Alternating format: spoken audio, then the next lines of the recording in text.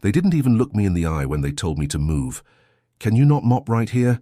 We're about to have a meeting," one of them said, waving a coffee cup at the floor like I was a roach to be swept aside. The other one chuckled. "Yeah, man, go clean somewhere else. We got real business to do." I didn't say a word. I just stepped back slowly, nodding once, mop still in hand. My boots squeaked faintly on the polished marble as I moved toward the hallway, but not before I caught a glimpse of the screen they were setting up. Q2 Performance Review, Morningside Holdings, Acquisition Transition Briefing, and right beneath that, my name. Chairman, Langston Rhodes. They didn't see it. Of course they didn't. They hadn't even asked me my name. The building was too cold. Always was. I liked it that way. Kept people sharp. And I liked walking the halls before dawn, long before anyone from the executive suite rolled in with their lattes and loud voices, before their fake good mornings, before their tight smiles when the interns were watching. There's something honest about silence and fluorescent lights. You hear the truth when the suits ain't around. It's why I came in every day at 5 a.m., dressed like a maintenance man. No ID badge, no introductions, just coveralls and a rolling cart. I wanted to know what kind of company I'd just bought. Not on paper, not from polished reports, from the inside, from the carpet up.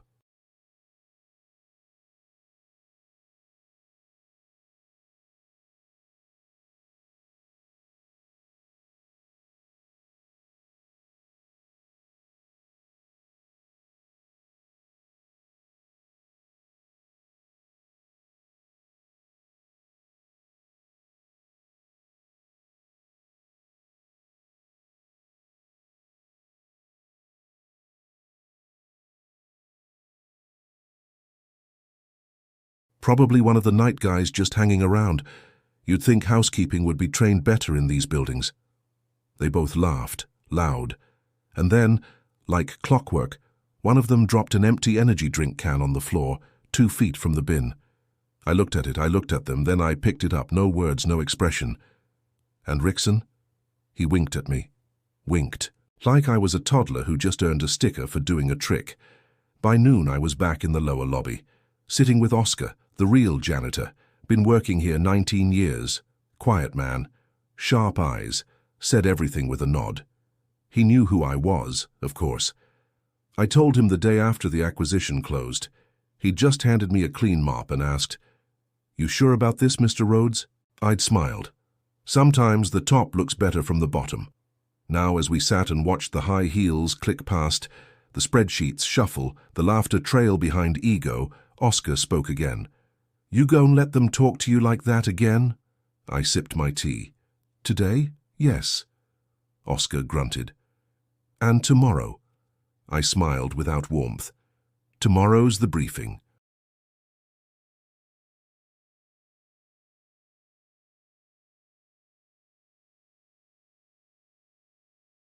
I stood in the hallway outside Conference 3B with my cart. No mop today. Just a rag in my hand and a clipboard tucked under my arm. Oscar had cleaned this floor hours ago, but I told him I'd handle the top brass mess myself today. The executives shuffled in wearing custom-tailored arrogance.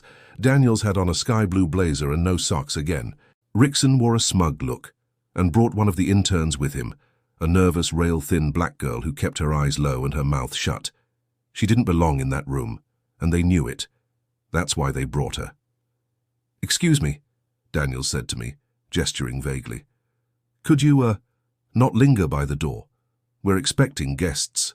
Rickson chuckled. "Let him watch, man. Maybe he'll learn how real business gets done." I gave him a slow blink. "Maybe I will." He didn't notice the name tag on the clipboard, or maybe he didn't care. L. Rhodes, Morningside Holdings. He breezed past me, too busy straightening his cuffs. The room had glass walls. All conference rooms did now. Modern transparency, they called it. But the only thing visible through that glass today was rot. The meeting was already 15 minutes behind schedule. The old board members, 3 of them, all carryovers from the previous ownership, were whispering together near the coffee station, occasionally glancing at the empty head chair. "I heard he's never even been to Harvard," one muttered. "He's got no public profile," another added. "Might be one of those silent investor types. Probably inherited it." Rickson leaned in to Daniels and said, "Bet it's another old money kid with a savior complex. We'll kiss his ring, nod through his speech, and by Q4 we're running the place ourselves." Daniels smirked. "As long as he doesn't mess with my bonuses, I'll call him Daddy." They laughed like that was clever, like the building didn't have microphones in the ceiling, like I wasn't still standing 10 feet away, cleaning a fingerprint they left behind on the door. At 9:17 a.m., the conference room went silent. The outer door opened, and this time I didn't step back. I walked in. No coveralls, no cart, no mop. Just a dark navy suit, custom cut, white shirt, cufflinks, and the quiet weight of 27 years in mergers, 12 companies turned around, and a memory sharp enough to recall every face in this room who disrespected me. Daniels squinted. Rickson furrowed his brow. The intern? Her eyes widened. Just a little. But she was the only one who stood up. "Sorry, sir," she said quickly, stepping away from the chair at the head of the table. I nodded once.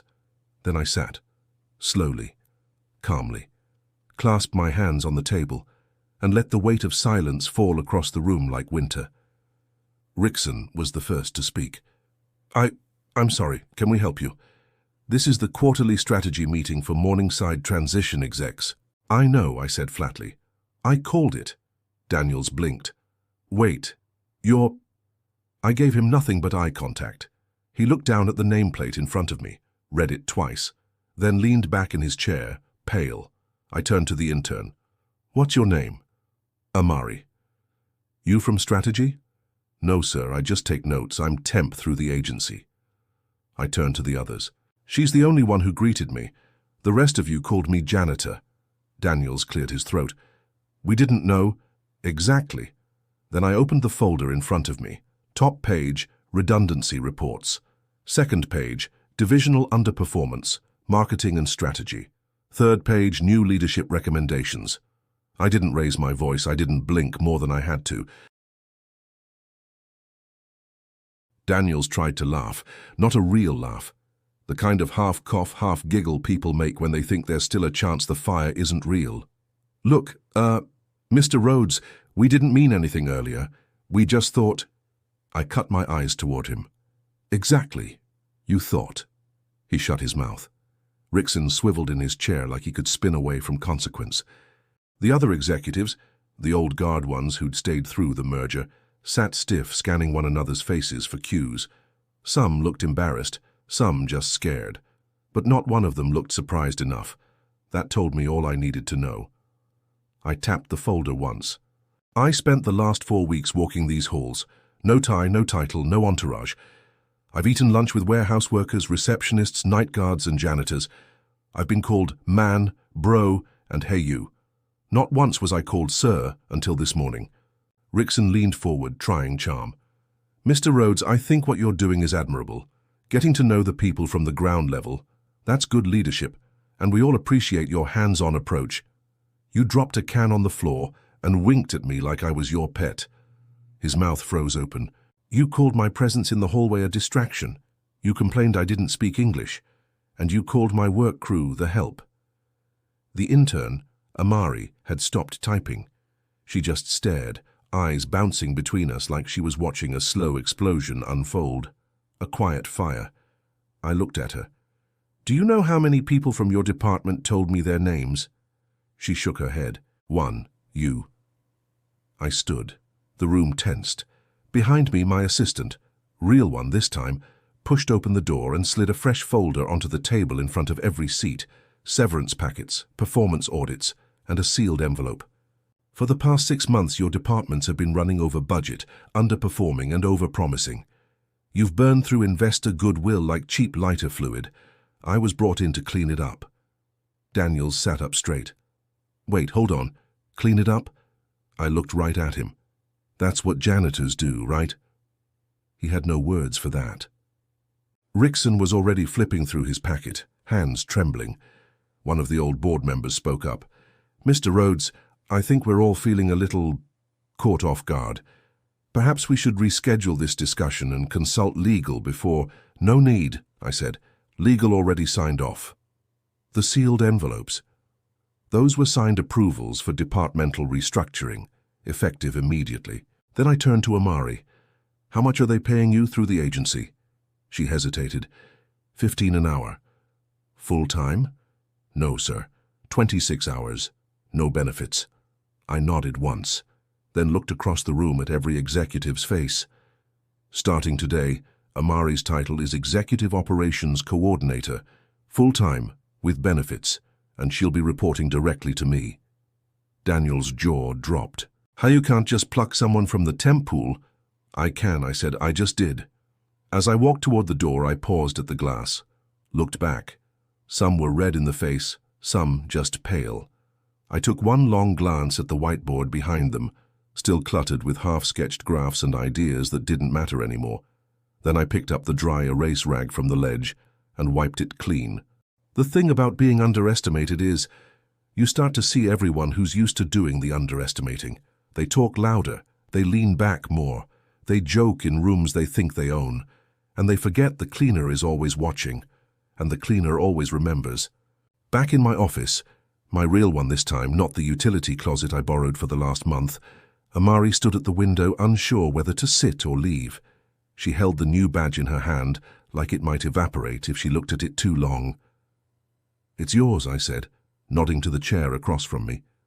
"And so is the key card that opens every floor." She eased into the chair slowly. I don't understand. Why me?" I poured a cup of tea, handed it to her. "Because you asked questions. You listened. You saw me, even when I looked invisible. That's rare in a place like this." Her eyes dropped. "I wasn't sure if I should say anything. I don't like how they treat people. It's like some folks only exist to hold the elevator open for them." I smiled. "Exactly." She took a sip, then straightened. "What happens to them now? Rickson, Daniels, the others?" "They'll land somewhere. Folks like that always do. Their resumes are shiny, their smiles are practiced. Some other board will think they're clever." I leaned forward. "But not here. Not anymore." I slid a thick binder toward her. "This is where you come in." She looked down at the label. Morningside Rebuild, Internal Culture Audit. Amari blinked. "You want me to lead this?" "I want you to be the eyes I can't have in every hallway, and the ears that don't miss what people only whisper after 5 p.m. Her hands trembled slightly. "Sir, I've never done anything like this." "You've already started. When you stood up this morning, you weren't just making space for me. You were making a statement. That matters more than any MBA. A soft knock at the door interrupted us. My assistant, June, peeked in.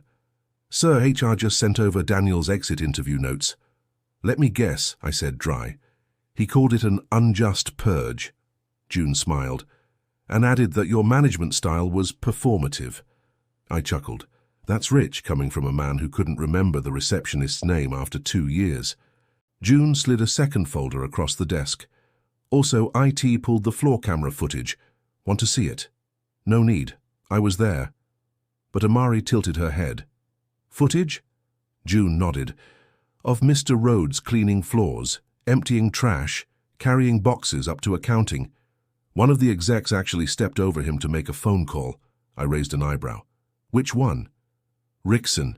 Amari shook her head. "They're lucky you kept calm." "I wasn't calm," I said. "I was quiet. That's not the same thing." Later that evening, long after the halls had emptied and the real cleaning crew had come and gone, I stayed. I stood in the hallway outside Conference 3B again. No mop, no disguise, just memory. The room was dark now, chairs pushed back, a single marker still uncapped on the ledge. I walked in slowly, sat where I had earlier that morning, the head chair, and I thought about every man who'd tried to talk over me before they knew who I was. Every woman who'd been passed over because she didn't smile enough. Every black or brown face that got seen last. Or not at all. And then I wrote 3 words across the whiteboard. See who's invisible. The first test I ever created for hiring executives wasn't on paper. It was in the elevator. You learn a lot about someone in the 30 seconds between the lobby and the 20th floor. How they look at you, how they treat silence. If they press the button for you, or pretend not to see. Most folks don't fail on qualifications. They fail on character. And in this building, character had gone bankrupt years ago. The Monday after the shakeup, the energy was different. You could feel it before the glass doors even hissed open. Quieter heels, straighter backs, forced greetings. Daniels was gone, Rickson too. And the new department leads, 3 women, 2 of them black, 1 Southeast Asian, had already started reviewing budgets with teams that, for once, looked relieved to be heard. The whispers had shifted. Not, "Who's that janitor?" anymore. Now it was, "Did you hear what he said in the meeting? He was watching us this whole time? Is it true he eats lunch in the break room?" Yes, it was true. Because a title means nothing if your team can't look you in the eye. I stepped into the elevator with 3 mid-level managers from operations. 2 glanced at me, then turned to their phones. The third, a brother named Marcus I'd seen working late more than once, gave me a nod. "Good morning, Mr. Rhodes." I nodded back. "Morning. How's that logistics dashboard treating you?" He blinked, surprised. We updated it Friday. It's running smoother now, thank you for asking." I smiled. "Good. Keep an eye on column H. I think there's a duplicate formula dragging your numbers." He stared. "How did you—" "I walked by your screen last week when you were troubleshooting." His mouth fell open a little. The other 2 managers slowly lowered their phones. Lesson 1. Watch who's watching. By noon, I was walking the 11th floor, finance. Stopped by the break room to refill my water, same one where a woman in accounts used to roll her eyes every time I came in during the coveralls phase. She was at the microwave now, turned, saw me, froze. "Oh, Mr. Rhodes. I gave her a polite smile. "You can call me Langston. That's what I went by last month, remember?" Her eyes flicked down. I didn't realize it was you. You looked so different." "Cleaner clothes, same man." She flushed. "I hope I didn't say anything out of line. I think the word you used was invisible." The silence that followed was sharp enough to cut steel. Then I tapped the paper taped above the sink. It was a notice I'd personally written that morning. New policy. Everyone gets seen, everyone gets heard. Every employee, every floor. Effective immediately. Open feedback Thursdays. No titles, just voices. I looked at her. "I hope you'll join us." She swallowed. "Yes, I'd like that." Back upstairs, Amari was already at her desk outside my office. Sleeves rolled up, typing fast, headphones in. She looked up the second I approached. "We've already got 22 anonymous submissions for the feedback session," she said, excited. "Most of them thanking you, some of them not so kind." I grinned. "Truth usually isn't." Then she paused. "Also, IT flagged something. You should see this." She slid a tablet toward me. It was an internal email thread from last week. A long one. Subject line: Internal risks, new owner background. The sender: former VP Rickson. Attached was a private report. Doctored LinkedIn info, rumors from past firms, a comment about my lack of polish, and non-traditional management optics. One line was underlined by IT. "We might need to clean house before he tries to." I handed the tablet back, calm. "He wasn't wrong, we did clean house." Amari smirked. "Should I archive it?" "No. Print it." "Why?" I leaned back, hands folded behind my head. "Because next month we're opening a mentorship program for high school students, and I want that email on the wall, right next to our new slogan." Amari raised a brow. "Which is?" I looked out the window, past the skyline, past the noise. "Don't just rise, remember who's holding the elevator." The executive wing still smelled like old cologne and newer fear. It hadn't even been 2 weeks since I scrubbed the rot from the boardroom, but you'd think I'd flipped the whole building upside down. I didn't fire half the staff. I just fired the half that forgot how to act human. And yet... Now when I walked past the copy machines, folks looked up a little too fast. When I walked into an elevator, it got quiet in a way it never had when I wore coveralls. Funny how the same footsteps sound heavier once people know who's walking. That morning, I asked Amari to shadow me, clipboard in hand, hair pulled back tight, expression sharp but soft. She had the kind of presence that didn't fill a room but made it pause. We walked the building from bottom to top. Basement, storage and facilities, Mr. Powell, 68, still climbing ladders despite a bad hip. "I've been here longer than the stairs," he joked. "Why no back support brace?" I asked. "Management said it wasn't in budget." I looked at Amari. She was already writing. Third floor, customer support. Angela, young, brilliant, always seated furthest from the window. "Is it true you started as a janitor?" she asked. "No," I said. "I just pretended to be one for a while." She smiled. "Wish more execs would try that." So did I. 7th floor, legal, polished, sterile, quiet as a courtroom. A white manager eyed us from her office, then buzzed her assistant. "They're walking around again," she whispered. Didn't realize the intercom was still on. I pressed the door open gently. "Hello again, Miss Trent." She jumped. "We spoke 3 weeks ago, remember? You handed me that wet coffee cup without looking." She went pale. I didn't know." "You still don't," I said, "but now you have time to learn. I scheduled you for empathy training, mandatory." By noon, Amari and I had made it to the 20th floor where the old guard used to live. The glass had been buffed, the lights softened, and the walls now held new portraits, not of founders but of employees of the month from every department. Warehouse workers, janitorial staff, receptionists, folks who made the machine run while others took the credit. I stood before one portrait, a woman with silver curls and dark, wise eyes. Miss Claudine Ricks, cafeteria. 43 years. She'd passed just months before the merger, fed 3 generations of this building, knew every allergy and every name. When she died, the only ones who showed up at her memorial were the night staff and the mailroom kids. Not a single executive. I turned to Amari. "You ever hear of where the carpet ends?" She looked confused. "See that?" I pointed to the edge of the hallway where the velvet carpet stopped and cold tile began. "That line right there? That's how you know where the money lives. Carpet up here, linoleum downstairs. Been that way since I was in my 20s. I looked her dead in the eye. "Your job moving forward is to erase that line." As we rode the elevator down again, a young man stepped on around the 10th floor.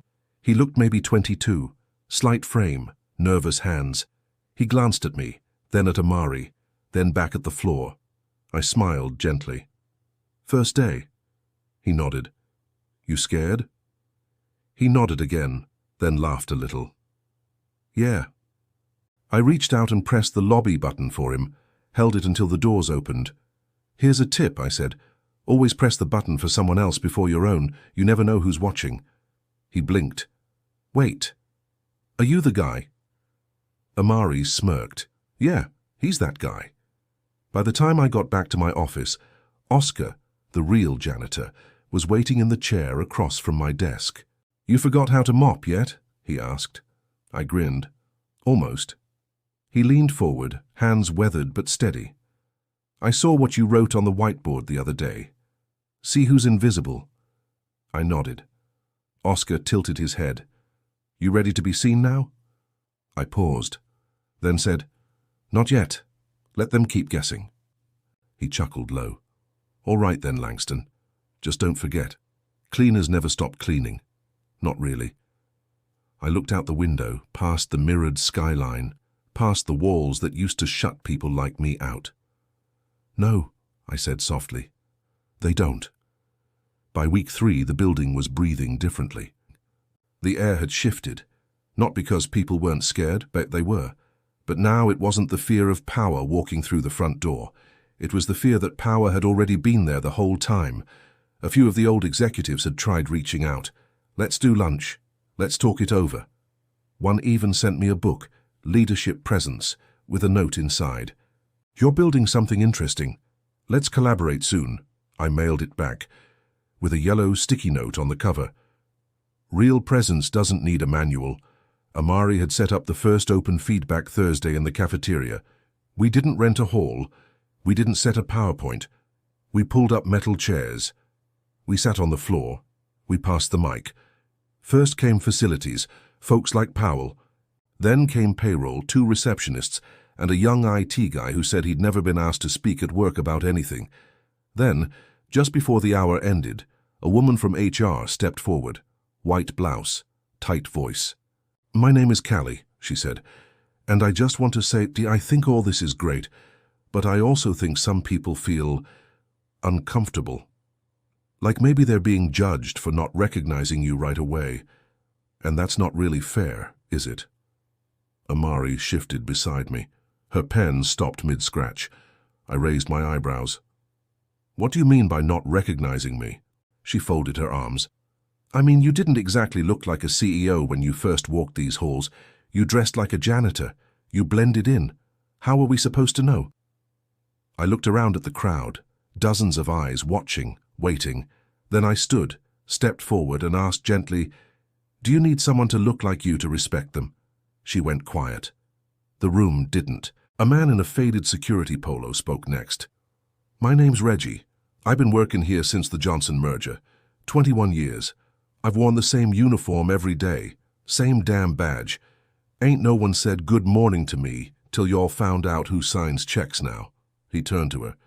"If respect needs a title, it ain't respect, it's fear dressed up in manners." The crowd clapped. Not wild, but deep. "And Callie?" She didn't sit down. She just lowered her head. I didn't shame her. I didn't call her out by name again. I simply looked at the room and said, "This is why we're here." That night I stayed late. Again. I walked the empty halls, not to check on anyone, just to remember what it sounded like before they knew me.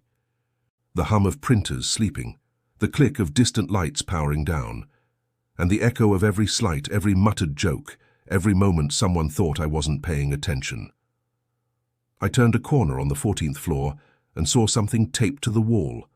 A single sheet of paper, black and white printout, faded from the copier. It was a photo, me in my janitor coveralls, pushing the mop bucket. Above it, someone had scrawled in pen, "Leadership looks like this." No one signed it, no one claimed it, but someone had seen me. Back in my office, Amari had left one final document on my desk, a quarterly calendar, highlighted in green. Launch, Rising Together. Mentorship Initiative. It was scheduled for the same week the old leadership used to fly to Bermuda for their Vision Summit. I picked up my pen, scratched out the name and wrote in bold black letters, "Groundwork Week." No jets, no suits. Just work that matters. The morning of Groundwork Week I wore coveralls again, not to make a statement, but because they were mine, and they still fit. The fabric remembered who I'd been before the suits, before the board votes, before the acquisition contracts and marble lobbies, before power knew my name. Sometimes to rebuild a place right, you have to walk it from the floor up. Again, Amari was waiting for me outside, clipboard in hand, a new badge on her chest. Not coordinator anymore. Now, Director of People and Culture. She earned it before she ever asked for it. "Everything's ready," she said. "We've got students from Dunbar High on every floor shadowing employees. Lunch roundtables start at noon and—" She paused, smirking. "I updated your calendar title." I raised an eyebrow. She flipped her tablet around. "Langston Rhodes, CEO and Head Custodian of Integrity." I laughed, loud and honest. "You trying to get a raise?" She grinned. "Just trying to get it right. By 10 a.m., the halls were alive in a new way. Not with tension, not with false greetings, but with footsteps that didn't hide and conversations that didn't flatten out when someone important walked by. One of the students, a tall boy with wide eyes and sketchbook fingers, asked me, "So wait, you pretended to be a janitor?" I shook my head. "No, son, I was the janitor. I just happened to be the CEO, too." He frowned. "Ain't that backwards?" "No," I said. "It's full circle." Later that afternoon, I gave a short talk. No stage, no microphones, just a small circle of folding chairs in the warehouse. Oscar sat to my left, Amari to my right. "I've worked in a lot of buildings," I said, "but this one taught me something none of the others did." A pause. Then, that when people think you're beneath them, they show you who they really are. And when you finally stand, they either shrink or learn. Oscar nodded once, and sometimes they leave. Laughter rippled, not cruel, just true. I looked out at the faces, Staff, students, former temps, new hires, cafeteria workers, admin assistants, all on the same floor now. No carpet, no glass dividers. There's a myth that respect comes from the top, I continued. But real respect starts on the floor, where the cleaning happens, where the real work gets done, where no one's watching. Before we broke up, I asked everyone to write down one name, someone they once overlooked, someone they never thanked, someone whose work made theirs possible. Then I asked them to find that person, today, and say it, mean it. As the sun set behind the skyline, I stood once more in front of the same whiteboard where they once scribbled empty strategies and half-truths. Now it was blank. I picked up the marker one last time and wrote, "Real power sweeps quietly." Then I walked out. No fanfare, no applause. Just clean floors behind me, and a building finally learning how to stand.